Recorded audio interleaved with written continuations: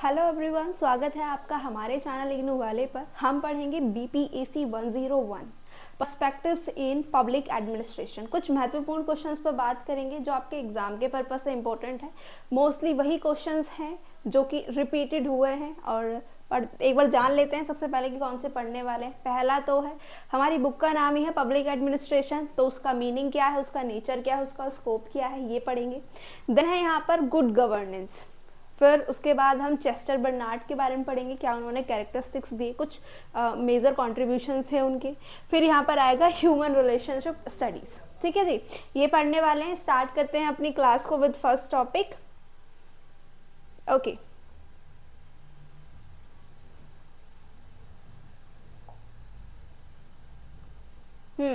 पहला है meaning of public administration. Public administration, administration मतलब होता है प्रशासन। पब्लिक मतलब कि हम लोग, आप जैसे लोग, जनता। ठीक है, जनता का प्रशासन मतलब एक ऑर्गेनाइजेशन, एक मैनेजमेंट जिसमें कि पॉलिसीज बाय गवर्नमेंट बनती हैं, कुछ लॉ गवर्नमेंट के द्वारा बनते हैं, कुछ रूल्स गवर्नमेंट के द्वारा बनते हैं। किसके लिए बनते हैं? पब्लिक के लिए बनते हैं, उनके वेलफेयर के लिए बनते हैं। मतलब क्या होता है, कल्याण के लिए बनते हैं। ठीक है, और साथ में क्या किए जाते हैं, लागू भी किए जाते हैं, इम्प्लीमेंट भी किए जाते हैं।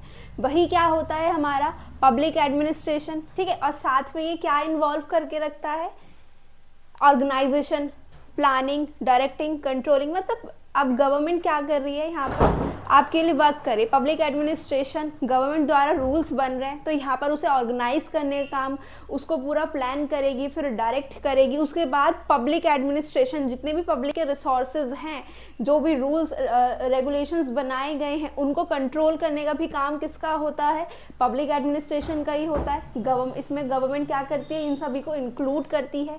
ठीक है, और सीधा सीधा सा वो सर्विसेज, वो रिसोर्सेज को कंट्रोल करना और प्रोवाइड कराती है जो कि वेलफेयर के लिए इंपॉर्टेंट होते हैं पूरी एक सोसाइटी के लिए। ठीक है, यही क्या होता है हमारा पब्लिक एडमिनिस्ट्रेशन। साथ में यहाँ पर अब गवर्नमेंट क्या करती है, गवर्नमेंट का भी यहाँ पर क्या है, उसकी रिस्पॉन्सिबिलिटी है सरकार की कि जो वो रूल्स बना रही है उसको इम्प्लीमेंट भी करे। ठीक है, और जब इम्प्लीमेंट करेगी तो उनका वर्क कैसा होना चाहिए, इफेक्टिवली, कि वो आप लोगों के लिए किया गया है, जनता के लिए किया गया है, तो उसका जो वर्क होना चाहिए, जो उसका इफेक्ट है वो पॉजिटिव पड़े, इफिशिएंटली पड़े, इफेक्ट ले, और जो लोगों की नीड्स हैं, जो लोग, अब वेलफेयर, कल्याण का मतलब है लोगों की नीड्स, वो भी फुलफिल होनी चाहिए। ठीक है, साथ में यहाँ पे simply put public administration is how government work to serve the public. यानी कि सीधा सीधा सा है कि अब पब्लिक एडमिनिस्ट्रेशन में जो गवर्नमेंट है वो कैसे वर्क करती है पब्लिक के लिए, रूल्स बना रही है, रेगुलेशंस बना रही है और उनको इम्प्लीमेंट भी कर रही है। ठीक है, तो सीधा सीधा सा क्या है, यहाँ पर हम गवर्नमेंट के फंक्शन के बारे में पढ़ेंगे, जैसे कि क्या इंक्लूड करती है, हर चीज़ इंक्लूड करती है। रोड्स बनाना, हाईवे बनाना, स्कूल्स बनवाना, हॉस्पिटल्स बनवाना, पब्लिक हेल्थ के लिए वर्क करना, उसको लॉ बनाना, उनके लिए ऑर्डर देना, यही सब केस में आता है, हमारे पब्लिक एडमिनिस्ट्रेशन में आता है। होप सो ये आपको समझ आया होगा। आगे बढ़ते हैं। ओके, अब है यहाँ पर nature of public administration. Public administration के नेचर है, जिसमें कि पहला है आपका प्रैक्टिकल इन नेचर। प्रैक्टिकल होना चाहिए, प्रैक्टिकल से ही समझ रहे हैं कि आपको लाइक साइंस हमने पढ़ी है बचपन में। ठीक है, तो साइंस सिर्फ हमने पढ़ी नहीं है, उसका प्रैक्टिकल भी किया है, उसका एक्सपेरिमेंट भी किया है। तो यहाँ पर ये कहा जा रहा है कि पब्लिक एडमिनिस्ट्रेशन में जो गवर्नमेंट पॉलिसीज बनाती है, जो लॉ रूल्स बनाती है, रेगुलेशंस बनाती है, सिर्फ उन्हें बनाए ना, उन पर वर्क भी करे। सीधा सीधा सा है, उनको इम्प्लीमेंट भी करे, उनको खुद भी फॉलो करे। ठीक है, जो बनाए हैं रूल्स, पॉलिसीज बनाई हैं, उनको फॉलो करे और उन पर इफेक्टिवली वर्क हो। ठीक है, public administration is action oriented, मतलब जो भी पॉलिसीज बनाई गई है पूरे एक पब्लिक एडमिनिस्ट्रेशन के लिए, पब्लिक के प्रशासन के लिए, वो पॉलिसीज वर्क भी करनी चाहिए, ना कि सिर्फ बनाई जानी चाहिए। देन है यहाँ पर interdisciplinary, it draw knowledge from various fields. अब यहाँ पर है सिर्फ एक ही टॉपिक पर बात नहीं हो रही है, बहुत सारे फील्ड्स हैं जैसे कि, और बहुत सारे फील्ड्स के ज़रिए हम उन सभी पे रूल्स बना सकते हैं, लॉज बना सकते हैं, जिससे जितने भी एक सोसाइटी के पूरी एक लाइक नेशन है, पूरे एक इकोनॉमी में जितनी भी प्रॉब्लम्स है उनका सॉल्यूशन ढूंढा जा सके उन लॉ, उन रूल्स के ज़रिए। मतलब पूरी तरीके से जो पब्लिक एडमिनिस्ट्रेशन है वो हर फील्ड में फैला हुआ है, जैसे कि पॉलिटिकल साइंस हो गया, इकोनॉमिक्स हो गया, सोशोलॉजी हो गया, ठीक है, और सभी वो लॉज जो कि पब्लिक के इश्यूज को, जितने भी कॉम्प्लेक्स इश्यूज हैं उनको सॉल्व कर सके, ठीक है। फिर है यहाँ पर हमारा थर्ड पॉइंट डायनामिक। डायनेमिक से हमें पता है जो चीज़ स्टेबल नहीं है, यानी कि जो जनता है उसकी नीड्स टाइम टू टाइम क्या होती रहती है, चेंज होती रहती है, ओवर टाइम चेंज होगी, तो उसके अकॉर्डिंग ही क्या होना चाहिए, डायनामिक पब्लिक एडमिनिस्ट्रेशन में जितनी भी पॉलिसीज हैं, रूल्स हैं, वो भी चेंज होते रहने चाहिए, वो भी डायनामिक होने चाहिए। जैसे कि यहाँ पर एग्जांपल है with advancement in technology. Technology क्या है, हमें पता है डे बाय डे चेंज होती है, कुछ ना कुछ चेंज आता है, कुछ ना कुछ इम्प्रूवमेंट आती है, तो उसके अकॉर्डिंग ही जो लोगों की नीड्स है, सोसाइटी की नीड्स है, वो भी चेंज होगी, तो पॉलिसीज भी जाहिर सी बात है चेंज होगी, ठीक है। फिर है यहाँ पर आपका फोर्थ पॉइंट पब्लिक सेंटर। अब यहाँ पर एक जो पब्लिक एडमिनिस्ट्रेशन है उसका सबसे पहला गोल क्या होता है, सीधा सीधा सा पूरी सोसाइटी की जो लाइफ है, यानी कि जो लाइफ है उसमें क्या आनी चाहिए, क्वालिटी आनी चाहिए, ना कि क्वांटिटी। लोगों के जीवन में लाइफ ऑफ क्वालिटी होनी चाहिए, स्टैंडर्ड ऑफ लिविंग होना चाहिए, ठीक है। और साथ में ये क्या होता है, कॉमन होता है, और इसमें हम पब्लिक पर ही बात करेंगे, ना कि प्राइवेट पर। जितने भी हमारे प्राइवेट एडमिनिस्ट्रेशंस हैं उन पर बात नहीं हो रही है, पब्लिक सेंटर्ड पर सीधा सीधा सा पब्लिक के बारे में बात करेंगे, जो सिर्फ और सिर्फ पब्लिक के वेलफेयर से जुड़ी हुई है। यही क्या होता है हमारा पब्लिक सेंटर, ठीक है। यही कुछ नेचर है किसके, पब्लिक एडमिनिस्ट्रेशन के। होप सो आपको समझ आए होंगे। आगे बढ़ते हैं। अब है इसमें स्कोप ऑफ पब्लिक एडमिनिस्ट्रेशन। क्या है ये, पहला है पॉलिसी इम्प्लीमेंटेशंस। गवर्नमेंट ने क्या किया, पॉलिसीज बनाई, रूल्स रेगुलेशंस बनाए, तो उनको इम्प्लीमेंट भी तो करेगी, वही है पॉलिसी इम्प्लीमेंटेशंस, ठीक है।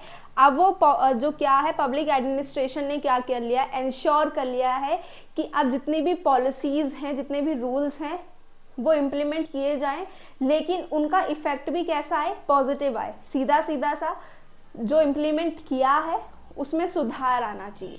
जो भी पॉलिसीज बनाई है, जिस भी सोसाइटी की नीड थी, जिनमें उनका इंटरेस्ट था सोसाइटी का, उसमें वर्क होना चाहिए, उसमें सुधार आना चाहिए। यही होता है हमारा पॉलिसी इम्प्लीमेंटेशन। जैसे कि यहाँ पर एग्जांपल है एनफोर्सिंग एनवायरमेंटल लॉ और डिलीवरिंग वेलफेयर स्कीम्स, ये सभी इसके एग्जांपल हो गए पॉलिसी इम्प्लीमेंटेशन के। फिर है यहाँ पर सेकेंड में पॉलिसी फॉर्मुलेशन। अब सीधा सीधा सा पॉलिसी फॉर्मुलेशन का मतलब है पॉलिसीज बनाई जा रही है, रूल्स बनाए जा रहे हैं, ठीक है। तो पब्लिक एडमिनिस्ट्रेटर्स क्या करेंगे, प्रोवाइड करते हैं, एडवाइस प्रोवाइड करेंगे, और साथ में एक्सपर्टाइजेस को भी क्या करते हैं, प्रोवाइड करते हैं कि वो क्रिएट करें एक प्रैक्टिकल हेल्प को, कि सीधा सीधा सा लोगों को वो हेल्प मिलनी चाहिए इन प्रैक्टिकल, सिर्फ बनाई ना जाए, वो हेल्प लोगों को दी जानी चाहिए इफेक्टिवली, ठीक है। साथ में जितनी भी पॉलिसीज हैं वो भी कैसी होनी चाहिए, इफेक्टिव, इफेक्ट पड़े उन पॉलिसीज का। हाँ, their understanding of societal needs and challenges contribute to better decision making.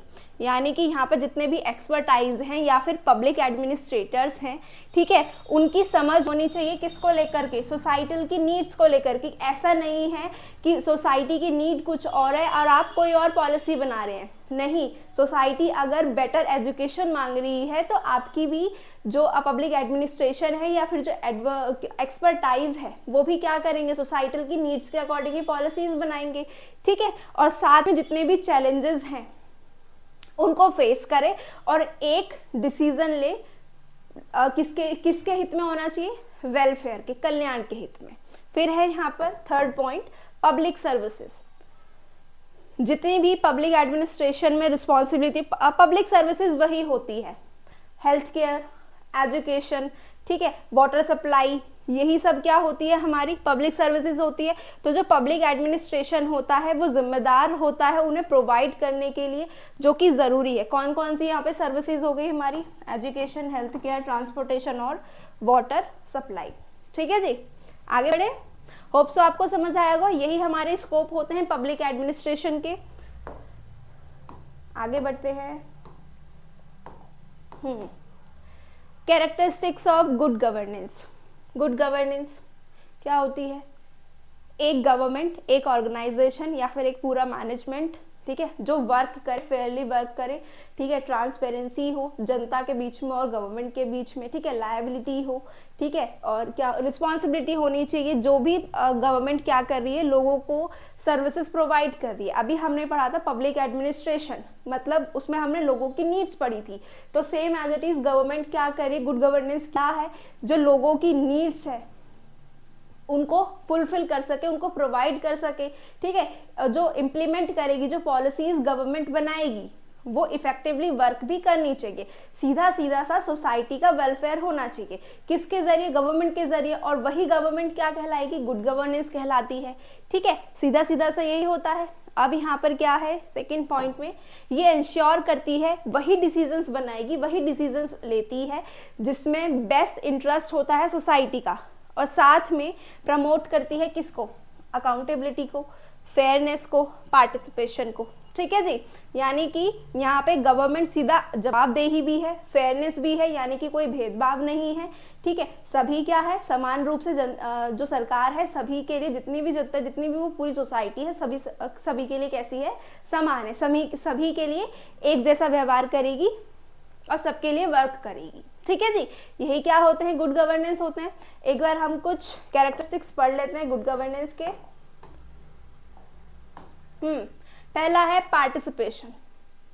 Participation, good governance, जो अच्छी सरकार होती है वो लोगों को एनकरेज करती है कि वो हमसे जुड़े, गवर्नमेंट से जुड़े, इंक्लूड हो, ठीक है, डिसीजन मेकिंग में हेल्प करें, यही होती है गुड गवर्नेंस। साथ में ये इंश्योर करती है हर एक व्यक्ति को, और इंक्लूड करती है मार्जिनलाइज ग्रुप को। मार्जिनलाइज ग्रुप कौन से होते हैं, जो पिछड़े हुए वर्ग, आदिवासी वगैरह जो ये लोग होते हैं, उनको भी इंक्लूड करती है। साथ में जितनी भी अपॉर्चुनिटीज है, ठीक है, और जो पॉलिसीज का, प्रोग्राम्स का, जितने भी गवर्नमेंट पॉलिसीज बनाती है, स्कीम्स बनाती है, प्रोग्राम्स बनाती है, उनका कंट्रीब्यूशन कैसा होता है, इक्वली होता है सभी में।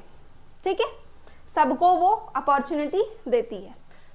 और जो पार्टिसिपेशन है वो स्ट्रेंथ, मजबूत करती है किसको, डेमोक्रेसी को। और सीधा सीधा सा यहाँ पर एक जो डिसीजन होता है किसके जरिए, पार्टिसिपेशन के जरिए, वो सीधा सीधा सा रिफ्लेक्ट करता है किस पर, सोसाइटी की नीड पर, और इफेक्टिवली जो सोसाइटी की नीड है वो फुलफिल की जाती है। ठीक है, उसके बाद है रूल ऑफ लॉ।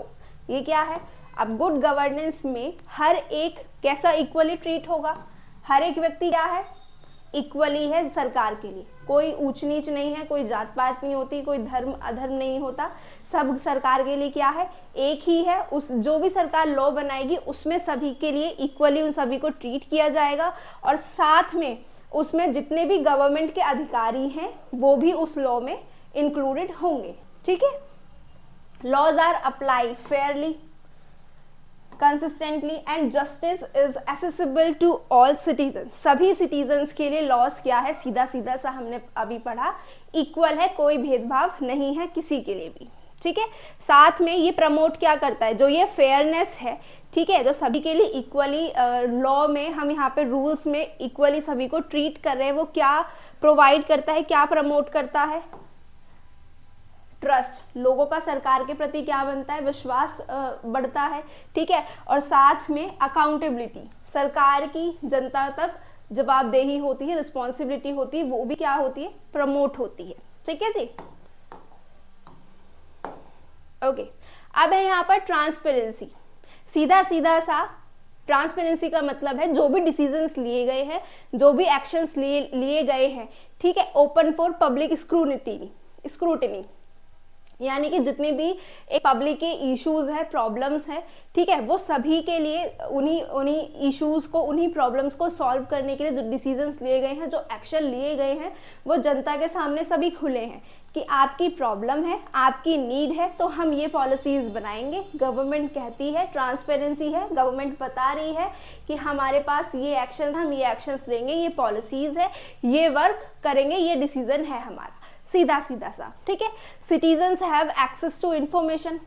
अब क्या है, गवर्नमेंट ने बता दिया है कि हम ये डिसीजन लिया है और ये वर्क करेंगे, ये एक्शन लेंगे, तो लोगों के पास क्या इंफॉर्मेशन है, किसके बारे में, गवर्नमेंट ये काम करने वाले, गवर्नमेंट एक्टिविटीज के बारे में, कि अब गवर्नमेंट ये करेगी हमारी नीड्स को पूरा करने के लिए, ठीक है। इससे क्या होता है, करप्शन, जितना भी पहले करप्शन होता था वो करप्शन नहीं होता है। करप्शन, जितना भी लोग क्या करते थे, करप्शन होता था, ठीक है, या फिर हम यहाँ पर कह सकते हैं ब्लैक मनी जो होती थी, लोग इकट्ठा कर लिया करते थे, इसकी अब बहुत ये यूज होने लगा है, ठीक है। और सीधा सीधा सा ट्रस्ट बिल्ड होता है गवर्नमेंट और जनता के बीच में, सिटीजन्स और सरकार के बीच में, ठीक है जी। ट्रांसपेरेंसी हो गई। फिर यहाँ पर है हमारी अकाउंटेबिलिटी। अकाउंटेबिलिटी क्या है, जवाबदेही। जो सरकार ने एक्शन लिया है, जो डिसीजन लिया है, उसको लेकर के, उसके अपने एक्टिविटीज को लेकर के, कि अब जो सरकार है सिटीजन्स को क्या दे रही है, जवाबदेही भी दे रही है, ठीक है। Leaders and public officials are responsible. सभी जिम्मेदार हैं कि हमने ये वर्क किया है, सरकार की ये एक्टिविटी थी, उसके लिए हम रिस्पॉन्सिबल हैं, ठीक है। They must answer to public and explain how resources are used और policies are implemented। अब सीधा सीधा सा जवाब, अभी ट्रांसपेरेंसी का मतलब था सरकार के पास, जनता के पास क्या है, हमारे पास इंफॉर्मेशन होती है गवर्नमेंट की एक्टिविटीज के बारे में, ठीक है। तो यहाँ पर सिटीजन्स क्या कर सकते हैं, जो भी रिसोर्सेज है उन्हें यूज किया गया है जनता की नीड को पूरा करने के लिए, तो जो सिटीजन्स हैं, सोसाइटी है, वो सवाल कर सकती है सरकार से, और सरकार के जितने भी लीडर्स हैं या फिर जितने भी क्या हैं ऑफिसर्स हैं, ठीक है, वो एक्सप्लेन कर सकते हैं जितने भी क्वेश्चंस हैं सिटीजन्स के, सोसाइटी के, वो उनका आंसर दे सकते हैं और एक्सप्लेन कर सकते हैं कि कैसे जितने भी रिसोर्सेज हैं वो यूज किए गए हैं, या फिर पॉलिसी है वो कैसे इम्प्लीमेंट की जाएगी और कैसे इफेक्टिवली पूरी एक सोसाइटी में वर्क करेगी। यही क्या होता है, अकाउंटेबिलिटी, सीधा सीधा सा जवाब देगी, ठीक है, कि हमने ये किया है, ये एक्टिविटी हमने करी थी, ये एक्शंस हमने लिए थे, ये डिसीजन हमने लिया था, क्यों लिया था, कैसे वर्क करेगा, सीधा सीधा सा यहाँ पर सरकार है वो जनता को बता रही है, ठीक है जी। आगे बढ़ते हैं। अब है यहाँ पर major contribution of Chester Barnard. Chester Barnard कौन है, पहले तो was a pioneer in the field of management and organization theory. His work focus on understanding कि कैसे एक ऑर्गेनाइजेशन फंक्शन और कैसे जो लोग हैं एक साथ वर्क करते हैं। सीधा सीधा सा जो चेस्टर बर्नार्ड थे, ठीक है, उन्होंने बताया किसके फील्ड में वर्क किया, ऑर्गेनाइजेशन और मैनेजमेंट थ्योरी पर वर्क किया, ठीक है। और उन्होंने बताया कि कैसे एक ऑर्गेनाइजेशन जो होता है, ठीक है, एक पूरा जो लोगों का ग्रुप होता है वो कैसे इफेक्टिवली वर्क करता है, एक साथ वर्क करता है। और साथ में उनके जो आइडियाज थे, his ideas remain highly relevant in modern management। below are some of his key contributions। यही हम पढ़ेंगे। उन्होंने बताया, चेस्टर बर्नार्ड ने, कि कैसे एक व्यक्ति जो है पूरी जो ऑर्गेनाइजेशन नहीं बना सकता, ठीक है। ऑर्गेनाइजेशन कब बनती है, जब एक से दो से ज्यादा व्यक्ति होते हैं, फिर ऑर्गेनाइजेशन क्या होगी, वो मैनेज की जाती है, और उसमें सभी कैसे एक दूसरे को समझ के उन सभी के बीच में अंडरस्टैंडिंग होती है और अपना वर्क करते हैं, ठीक है। अब एक बार पढ़ लेते हैं कैसे कैसे कॉन्ट्रीब्यूशंस दिए उन्होंने। पहला था डेफिनेशन ऑफ ऑर्गेनाइजेशन। ऑर्गेनाइजेशन की डेफिनेशन दी। बर्नार्ड ने डिफाइन किया कि एक ऑर्गेनाइजेशन एक ऐसा सिस्टम होता है जिसमें जो भी एक्टिविटीज हो रही हैं, वो एक्टिविटीज कौन कर रहा है, दो या दो से ज्यादा पर्सन्स, वो ऑर्गेनाइजेशन तभी तो होता है। जैसे कि आपका पूरा हम यहाँ पर ले सकते हैं क्लास में एक दो बच्चे की क्लास तो नहीं होती है, ठीक है। स्कूल में हम पढ़े हैं, कॉलेज में हम पढ़ते हैं, तो वहाँ पर बहुत सारे बच्चे होते हैं, तो लाइक आप यहाँ पर मान सकते हैं कि पूरा एक ऑर्गेनाइजेशन, ठीक है जी, सभी एक साथ वर्क करते हैं। एक ऑर्गेनाइजेशन तभी एग्जिस्ट करेगा जब एक आप सभी का कॉमन गोल है, कॉमन सा गोल है कि हमें ये गोल अचीव करना है, ठीक है, और सभी उस पर लगे हुए हैं, उसी वर्क को कंप्लीट करने की, उसी गोल को सभी को अचीव करना है और उसी पर ही वर्क कर रहे हैं, ठीक है।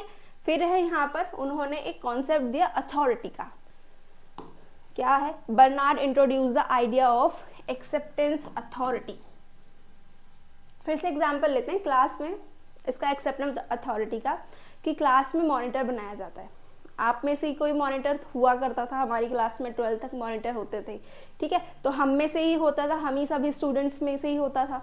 वो मॉनिटर कब तक मॉनिटर रहता था, जब तक बाकी के स्टूडेंट्स थे वो उसके जो भी ओपिनियंस थे, मतलब उसके ऑर्डर्स मानते थे। अगर उसने कहा है कि अब यहाँ पर क्या रहेगा, क्लास में सभी बच्चे चुप रहेंगे जब तक मैडम नहीं आ जाती, उसकी बातें मानी जाती थी, ठीक है। यही क्या होता है, हमारा एक्सेप्टेंस अथॉरिटी होता है, ठीक है। ही बिलीव, उनका विश्वास था कि अथॉरिटी जब तक नहीं आती, जब तक कि एक पर्सन की जो पोजीशन होती है या फिर टाइटल नहीं होता। सीधा सीधा सा क्लास में मॉनिटर, वही वाली बात है कि क्लास है और क्लास में एक मॉनिटर है, यानी कि अब क्या है, एक्सेप्टेंस अथॉरिटी, जो पूरी अथॉरिटी, जो पूरी क्लास है उसने एक्सेप्ट कर लिया है किसको, मॉनिटर को।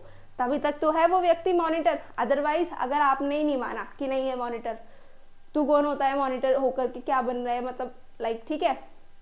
तो यहाँ पर उसकी एक एक्सेप्टेंसी होनी बहुत जरूरी है, ठीक है जी। आगे बढ़ते हैं। The zone of indifference, Barnard explain that employees are willing to accept and follow orders as long as the instructions fall within what he called the zone of indifference। Same फिर से वही चीज आई, मॉनिटर तब तक ही monitor है जब तक कि उसकी स्टूडेंट्स सुन रहे हैं, अदरवाइज वो मॉनिटर नहीं है, यानी कि जोन ऑफ इंडिफरेंस हो गया वो, ठीक है जी। फिर है यहाँ पर the importance of morality and leadership, importance भी है मोरालिटी की और लीडरशिप की।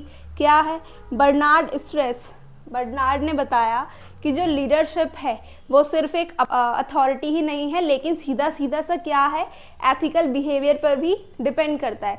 अब आपने उसे मॉनिटर बनाया था, क्लास में क्यों बनाया था, उसमें कुछ तो वो लीडर वाली बात होगी, कुछ तो मॉनिटर वाली बात होगी, कुछ तो एथिकल बिहेवियर्स रहे होंगे उसमें, ठीक है। तभी तो टीचर ने और आपने मिलकर के उस स्टूडेंट को मॉनिटर बनाया, सेम एज इट इज, ठीक है। और साथ में वो बिलीव करते हैं कि यहाँ पर मोरल वैल्यूज का होना बहुत ज़रूरी है, ठीक है, बहुत, जो कि इफेक्टिवली एक लीडर को लीडरशिप में ढाल सकते हैं।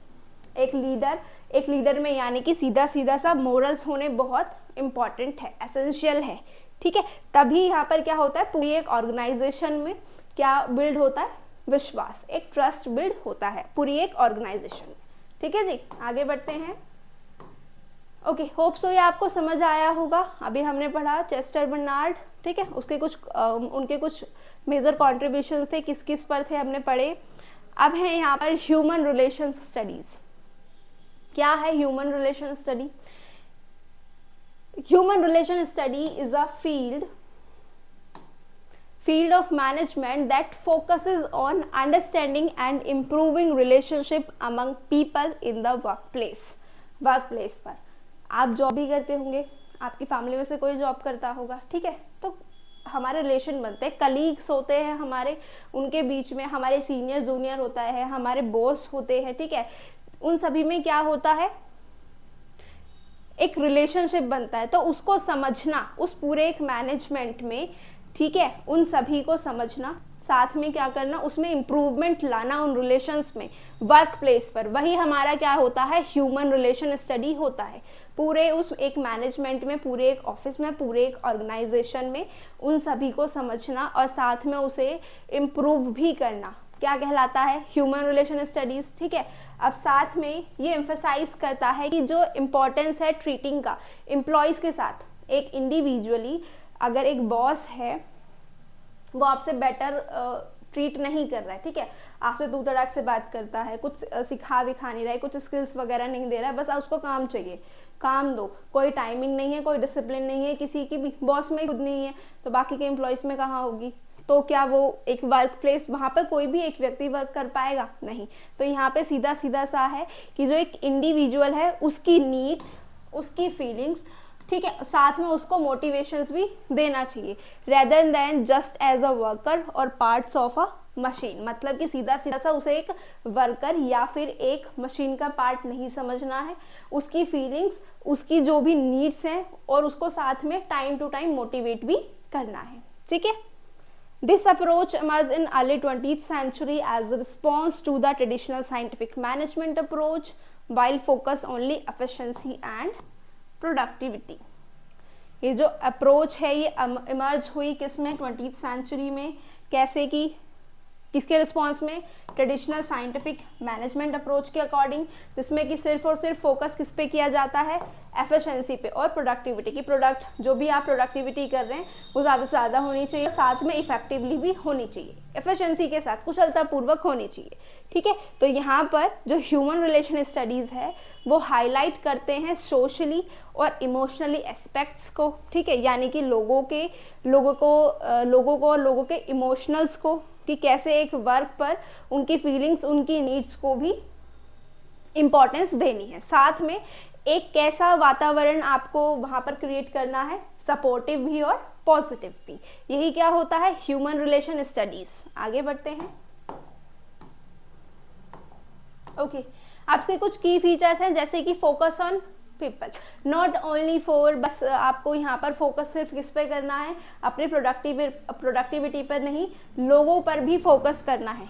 ठीक है, सीधा सीधा सा प्रायोरिटी देनी है लोगों के वेल बीइंग पर, उनके सेटिस्फैक्शन में। और साथ में यहाँ पर बिलीव भी रखना है कि जो भी आपके एम्प्लॉयज़ हैं, जो आपके वर्कर्स हैं, वो खुश भी होने चाहिए और उनको संतुष्टि भी मिलनी चाहिए उनकी परफॉर्मेंस से, उनकी बेटर परफॉर्मेंस भी होनी चाहिए, उनका वर्क बेटर होना चाहिए। ठीक है, जिससे कि एक ऑर्गेनाइजेशन को सक्सेस तक पहुंचाने के लिए, ठीक है, उसको आगे ग्रो अप करने के लिए, ठीक है, वो ज़्यादा से ज़्यादा कैसा कंट्रीब्यूशन दे, इफेक्टिवली। ठीक है, उसके बाद है सेकंड, इंपॉर्टेंस ऑफ कम्युनिकेशन। अब सीधा सीधा सा यहाँ पर जितने भी एम्प्लॉयज़ हैं या फिर मैनेजर्स हैं, उनके बीच की जो बातचीत होनी चाहिए वो क्लियर होनी चाहिए और ओपन होनी चाहिए। ठीक है, ये एक सेंट्रल आइडिया है इस फील्ड का। किस फील्ड का, ह्यूमन रिलेशन स्टडी का, कि एम्प्लॉयज़ और मैनेजर के बीच की जो बातचीत होनी चाहिए वो ओपन और क्लियर होनी चाहिए, बिल्कुल साफ साफ, बिल्कुल खुली। ठीक है, कि जो है जैसा है बिल्कुल साफ साफ बता दिया जाए, जिससे कि कोई भी किसी के भी बीच में मिसअंडरस्टैंडिंग ना हो, साथ में ट्रस्ट बिल्ड हो। ठीक है, एक टीम वर्क जो हो, जो भी टीम में वर्क करते हैं वो प्रॉपर तरीके से बहुत अच्छे से हो। ठीक है, यानी कि इंपॉर्टेंस ऑफ कम्युनिकेशन बहुत ज़रूरी है, फोकस ऑन पीपल भी बहुत इंपॉर्टेंट है। फिर क्या है यहाँ पर, सोशल नीड्स ऑफ एम्प्लॉयज़। जितने एम्प्लॉयज़ हैं उनकी सोशल नीड्स, जैसे कि जो उनकी डिज़ायर्स है रिकॉग्निशन की, रिस्पेक्ट्स की, ठीक है, वो भी रिकॉग्नाइज करना, वही क्या होती है, सोशल नीड्स होती हैं, जो कि इम्प्रूवमेंट लाने इम्पॉर्टेंट है और फुलफिल करना भी इम्पॉर्टेंट है, जिससे कि क्या होगा, इम्प्रूव्ड होते हैं मोरल्स और साथ में प्रोडक्टिविटी भी इंक्रीज होती है। फिर है यहाँ पर हमारा fourth point, team work and cooperation. ये भी इंपॉर्टेंट है, कोलैबोरेशन के साथ काम करना, टीम वर्क के साथ काम करना, जिससे कि क्या होगा, इफेक्टिवली वर्क इंक्रीज होगा, प्रोडक्टिविटी में इंक्रीजमेंट आती है। ठीक है, जब एक एम्प्लॉय दूसरे एम्प्लॉय के साथ वर्क करता है, फ्रेंडली जोन में आता है। ठीक है, साथ में एक इन्वायरमेंट कैसा बनता है, कोऑपरेटिव इन्वायरमेंट बनेगा। ठीक है, जिससे कि जो भी एक ऑर्गेनाइजेशन ने गोल रखा था, ठीक है, उस गोल के रिजल्ट के अकॉर्डिंग वो बेटर अचीवमेंट कर पाएंगे, टीम वर्क और जब कोलैबोरेशन में वर्क होता है, तो ये भी इम्पॉर्टेंट है। आगे बढ़ते हैं। आज की क्लास आपकी ही समाप्त होती है। होप सो आपको समझ आए होंगे। All the best, thank you.